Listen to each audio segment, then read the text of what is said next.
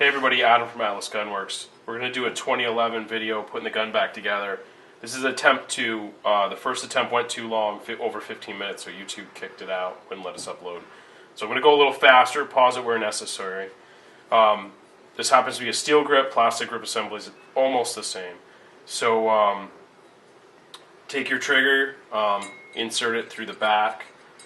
Make sure that the little screw hole is at the bottom. So right here is going to be your over travel adjustment. Then we're going to take our mag catch. There's a spring and a latch.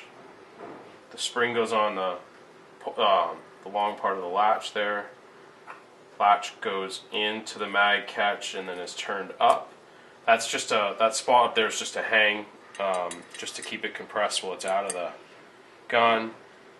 Stick your screwdriver back in there with it flat, push the mag catch up towards you, and rotate clockwise, and then you just got to push it around a little bit, and there's the sweet spot where it goes in the channel in the grip. Boom. That's working. That stops the trigger from coming out. We're good. Next, the grip needs to go. I'm going to show you two different ways to do this. If the gun's all the way apart, you're going to take your disconnector and your sear. I'm going to do this fast because there's the other way to do it with the grip zone, and stick them in there and then get your pin in them. It's a lot easier to put these in the 2011s with the grip off, but a lot of times you're going to have to take them out with the grip on to save time. So at that point I could pin those. So anyway, if you can do it, if the whole gun's apart right now, put those two in. It's a lot easier. Grip goes on. The grip should slide on easy like that. If you've got to hit it with a hammer, it needs to be fit more. There's your front bushings. On your front bushings, if you have a metal grip, we use Loctite 638, which is a locking compound on one side, and Loctite 262 on the other side. So that's red.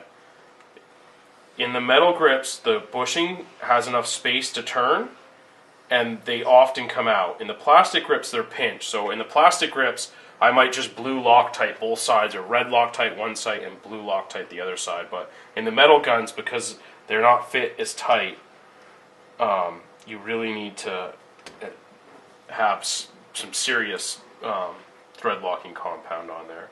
So I've found that if we run the really crazy thread locker on one side, and then on the other side we run red, and then what we do is we don't tighten them hardly at all. So you just get them closed and snug them, and then you're good to go.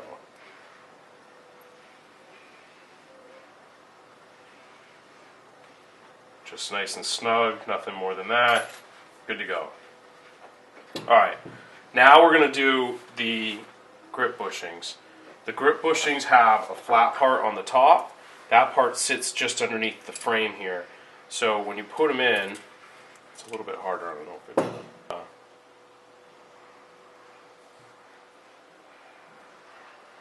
Yeah, when you open, it's a lot easier if you got a limited gun. But just hold it there, get it started. And then once it's started, you can usually wiggle it right underneath. This one's going to go right. Actually, sometimes you got to get them tight, back them off just a little, and turn it.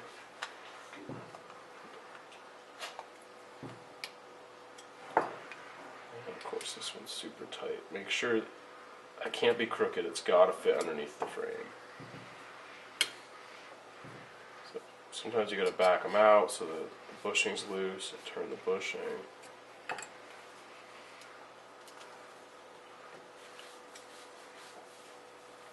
So we're going to do this for both sides.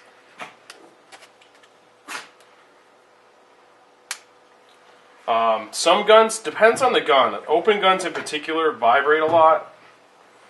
So I'll often put blue Loctite on these screws as well. This gun gets taken apart a lot because this is kind of a prototype gun, so I probably won't put anything on this one because I'm not super worried about it. But if you got a match open gun, it's probably worth blue Loctite in those.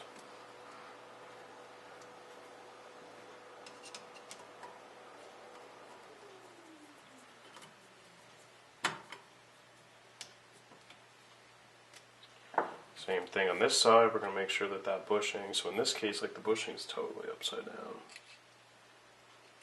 We're going to loosen it up enough to spin the whole bushing. On occasion, those bushings aren't set up correctly at all, and you've got to, I've seen where you have to cut the bushings so that they'll fit underneath the frame. That happens less these days, but back in the day, you'd often get bushings that were made, in a factory, and they just won't fit, because they made them so fast. They whacked out 10,000, and their specs are off a little bit. And it matters too how your frames are cut. So like these frames, we all make a cut on the interior of these frames so that they'll run SVI mags. You have to do a special cut in there, and that actually reduces the lip. So sometimes it makes this process just a little trickier.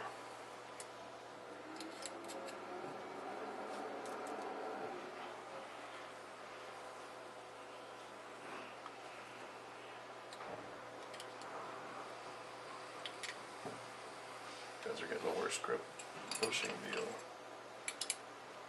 Sometimes it takes a little bit of work, but those need to be set all the way underneath that lip though, because if they're not, it's going to catch on the mags. It's going to cause problems.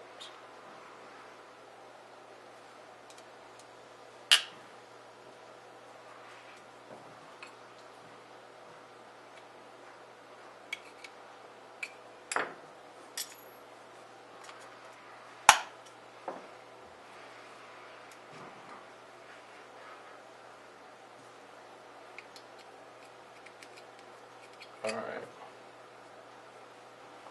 This is going to make me speed up the rest of this video a little bit. Boom. Alright, now our grip's all the way assembled.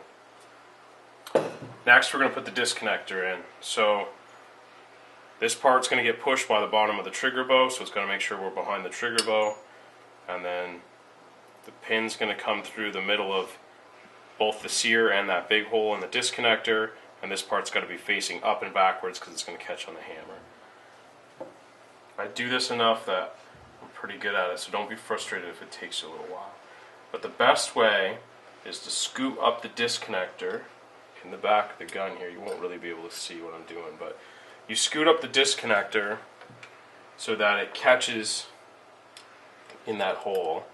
And you just play with it a little bit till it's in there. Now it's all in there and it's sitting right where it would, but it's forward where the pin is. So then I just lay the gun down and I tap it on the table till I can see a little bit of that. I take a small punch and I should be able to pull everything through and just wiggle it around. It'll line it up. You should be able to get your pin in. Pin's in, pick it up, test it. Yep, sears, both the sear and the disco are good to go. That's a fast way to do that. Again, if you have the whole gun apart, do it in that part. Hammer's really easy to put in. You just grab onto the. Now I won't. If by chance you have the. If you have this hammer strut pin out, strut just goes like this. Insert the pin, hammer it in.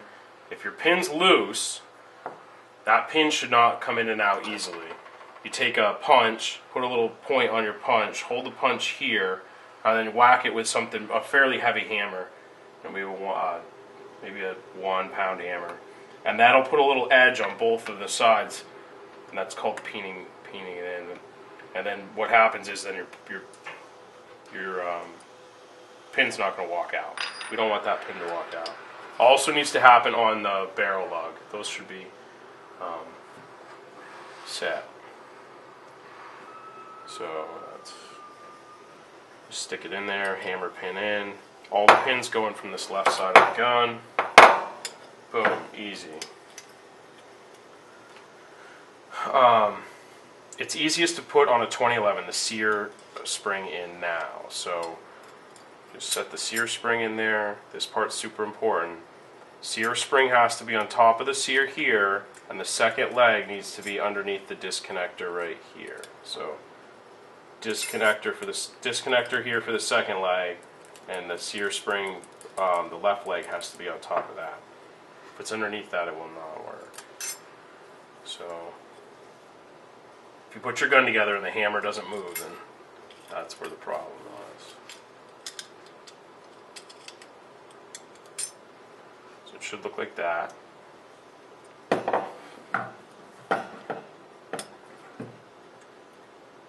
Your mainspring. Somebody asked how to do a pin grip safety. So we'll do another video in just a minute here about how to do a pin grip safety. This one happens to be pinned. Your mainspring's got 3 parts in it. Top plunger, bottom pin, spring. Just in like that. You got to have a punch or a pin or something here. Depress it. There's a pin that holds all that in that comes from the internal side of the mainspring housing, the part that'll be flat against your gun, and boom. That's together. So your spring's still where we want it. Slide your mainspring up. Now you got to have your mainspring dangle just a little bit so it catches that cup of on the mainspring housing. This one fits in nicely. If you have your hammer strut cut correctly, you shouldn't have a ton of pressure on that when the hammer's forward. So a lot of times if they're too long, you got to fight with this. But if they're cut correctly, you should be able to just push that up. Put on your magwell. Take your magwell pin. Drive that in.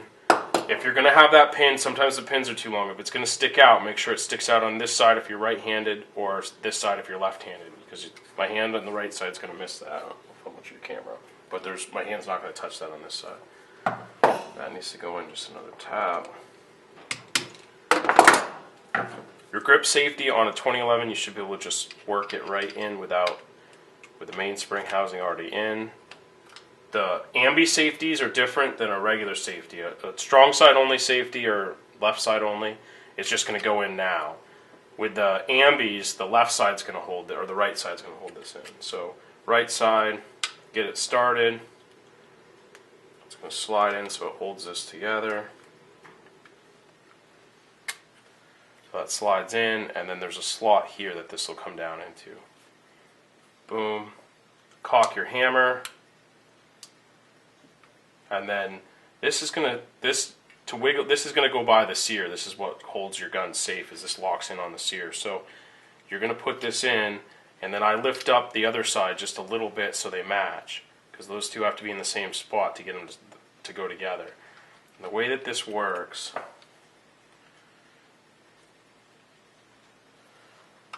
this one's kind of tight. The way that this works is these two pieces just go together. And they're just a female and a male side. They're kind of tight. So if your gun's too loose, you can pinch this. If they're too tight, I would just file or take a little bit of material off of the male side. Don't forget to put in your plunger spring with the 2 pins. On this one, the small pin goes in, the pointed pin goes in first. That goes through and gets your slide stop. This pin, that puts pressure on your slide stop. This pin puts thumb safety pressure on. We're going fast here so we don't run out of time. Again, lift that up just a little bit. You're going to put this in. This part can be a little tricky. It helps to have a tool like this one.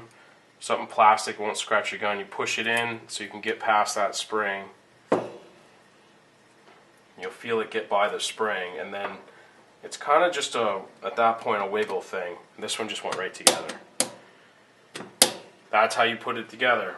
If you've got an open gun like this, just put your slide back on, pull it back till the holes line up, put your pin in, slide stop, pull it back till we get to the spot with a little bump, boom. Then we're going to lock this gun back.